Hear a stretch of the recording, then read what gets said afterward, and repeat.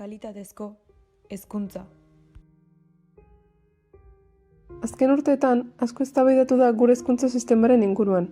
Teknologiaren aurrerapena handia dela eta hobekuntza hori erakusketa prozesuan erabiltzeko beharra daukagu. Baina hau ez da horrela gertatu mundu osoan. Leku askotan oinarrizko hezkuntza emateko ere arazoak daude. Hezkuntzaren egoera oso deskonpentsatuta dago munduan zehar. Europa eta Asian egoera oso ona izan arren, ikus dezakegu munduko beste herrialde askotan egoera txarra dela.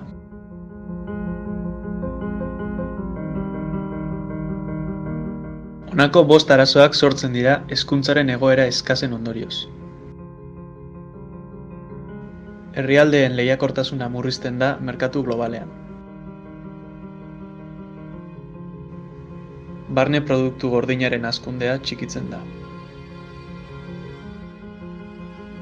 Biztanleriak beraien eskubideak, betebeharrak, prozesu zibikoak eta komunitarioak ulertzeko zailtasunak izaten ditu.